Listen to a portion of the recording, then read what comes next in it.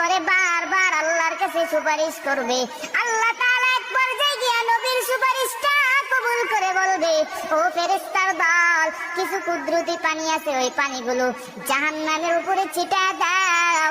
আল্লাহ তাআলা ওই কুদরতি পানি জাহান্নামের উপরে ছিটায় দেওয়ার পর ফেরেশতারা আল্লাহকে ডাক দিয়ে বলবে, আল্লাহ, আপনি এমন কি পানি দিলেন জাহান্নাম স্তব্ধ হয়ে গেল, অথচ আমরা 70,000 ফেরেশতারা জাহান্নামকে টেনে ধরে রাখতে পারি নাই।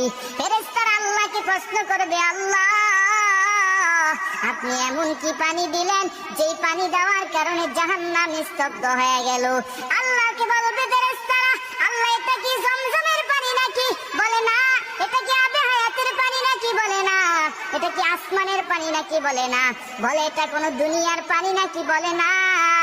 আল্লাহ বলবেন, না রে ফেরেশতা, না, এটা জমজমের পানিও না, আবে হায়াতের পানিও না, বৃষ্টির পানিও না। আল্লাহ তাআলা বলবে, ফেরেশতা, এটা কিসের পানি জানো?